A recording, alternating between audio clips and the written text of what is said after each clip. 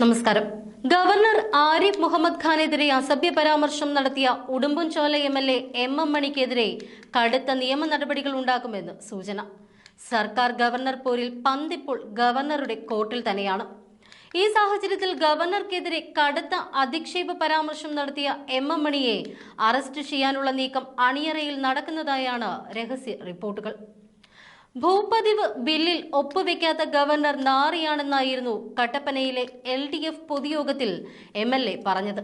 ബില്ലിൽ ഒപ്പുവെക്കാത്ത ഗവർണർക്കെതിരെ LDF ഇടുക്കി ജില്ലാ കമ്മിറ്റി രാജ്ഭവൻ മാർച്ച് നടത്താനിരിക്കെ അതേ ദിവസം ആരിഫ് മുഹമ്മദ് ഖാനെ വ്യാപാരി വ്യവസായി ഏകോപന സമിതി ജില്ലാ കമ്മിറ്റിയുടെ പരിപാടിയിലേക്ക് ക്ഷണിച്ചതിൽ വിമർശനമുന്നയിച്ച് സംസാരിക്കുമ്പോഴായിരുന്നു മണിയുടെ ഇത്തരത്തിലുള്ള പരാമർശം. 9ലെ പരിപാടിയിൽ പ്രസംഗിക്കാൻ ആരും കാണരുത് എന്നും നമുക്കിട്ട് പണിതുകൊണ്ടിരിക്കുകയാണ് ഗവർണർ എന്നുമാണ് എം മണി അന്ന് തന്റെ പ്രസംഗത്തിൽ പറഞ്ഞത്.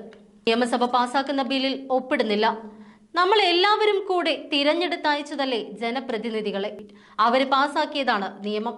അത് ഒപ്പിടാത്ത നാറിയെ നിങ്ങൾ കച്ചവടക്കാർ പൊന്നുകൊണ്ട് പുളിശ്ശേരി വെച്ച് സ്വീകരിക്കുക എന്ന് പറഞ്ഞാൽ ശുദ്ധ മര്യാദ കേടനാണെന്നാണ് എന്റെ അഭിപ്രായം. ഇവിടുത്തെ ജനങ്ങളുടെ ഭാഗമല്ലേ കച്ചവടക്കാർ? അതോ നിങ്ങൾ ഭൂട്ടാനിൽ നിന്ന് വന്നതാണോ?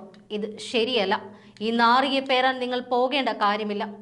ഭൂപതിവ് നിയമം ഒപ്പിടാത്ത ഗവർണർ ജില്ലയിൽ പ്രവേശിക്കുന്നത് ഇടുക്കിയിലെ ജനങ്ങളുടെ മുഖത്ത് കരിവാരി തേക്കുന്ന 4ാം തരത്തിലെ 5ാം തരം പണി ഒരുമാതിരി പെറപ്പ് പണിയാണെന്നാണ് എന്റെ അഭിപ്രായം.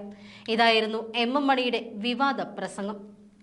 എന്തായാലും ഗവർണർ ഇപ്പോൾ കളം നിറഞ്ഞു നിൽക്കുന്ന ഈ സാഹചര്യത്തിൽ CPMന്റെ വാപോയ കോടാലികളെയെല്ലാം പാഠം പഠിപ്പിച്ചേ അടങ്ങൂ എന്ന ഒരുക്കത്തിലാണ് കേന്ദ്രം.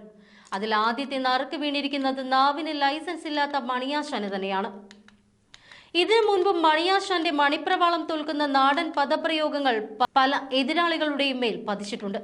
എന്നാൽ നാടൻ ശൈലി എന്ന് ന്യായീകരിക്കാനായിരുന്നു മുഖ്യമന്ത്രി ഉൾപ്പെടെയുള്ളവർക്ക് താല്പര്യം. എന്നാൽ ഇക്കുറി കളിച്ചത് ഇരട്ടച്ചങ്കെന്ന് കൊട്ടിഘോഷിക്കുന്ന പിണറായി പോലും അടിതെറ്റിപ്പോയ മുച്ചങ്കൻ ഗവർണറോടാണ്. അങ്ങനെയിരിക്കെ കളികൾ ആകെ മാറുമെന്നുറപ്പ്. ഇക്കുറി മതമിളകിയ മണിയാശാനും അടിതെറ്റും. കഴിഞ്ഞ ദിവസം ഗവർണറെ കരിങ്കൊടി കാട്ടി പ്രതിഷേധിക്കുകയും ആക്രമിക്കാൻ ശ്രമിക്കുകയും ചെയ്ത 12 SFI പ്രവർത്തകരെ കോടതി 14 ദിവസത്തേക്ക് റിമാൻഡ് ചെയ്തിരുന്നു. കരിങ്കൊടി കാണിച്ചതിന് പിന്നാലെ കസ്റ്റഡിയിലെടുത്ത കണ്ടാൽ അറിയാവുന്ന 5 പേരടക്കം 17 പേർക്കെതിരെ ഇന്ത്യൻ ശിക്ഷാ നിയമം 124 വകുപ്പ് പ്രകാരമാണ് കേസ് എടുത്തത്. IPC 143, 144, 147, 283, 353, 124, 149 എന്നീ 7 വകുപ്പുകൾ ചുമത്തിയാണ് പ്രതിഷേധക്കാർക്കെതിരെ FIR രേഖപ്പെടുത്തിയത്.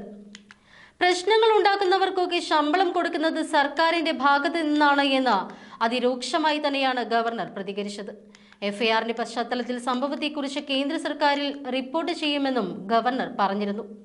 രാഷ്ട്രപതിയെയോ ഏതെങ്കിലും സംസ്ഥാനത്തിന്റെ ഗവർണറെയോ ആക്രമിക്കുകയോ തടയുകയോ അല്ലെങ്കിൽ തെറ്റായി തടയാൻ ശ്രമിച്ചാൽ എടുക്കുന്ന ഗുരുതരമായ വകുപ്പ് തന്നെയാണ് ഇവർക്ക് നേരെ എടുത്തിരിക്കുന്നത്. ക്രിമിനൽ ബലപ്രയോഗം, ക്രിമിനൽ ശക്തി കാണിക്കൽ, അല്ലെങ്കിൽ അതിര് കടക്കാനുള്ള ശ്രമം എന്നീ കുറ്റങ്ങൾ 7 വർഷം വരെ തടവ് ശിക്ഷ ലഭിക്കാവുന്നതാണ്. കൂടാതെ പിഴയ്ക്കും ബാധ്യസ്ഥതയുണ്ടാകും.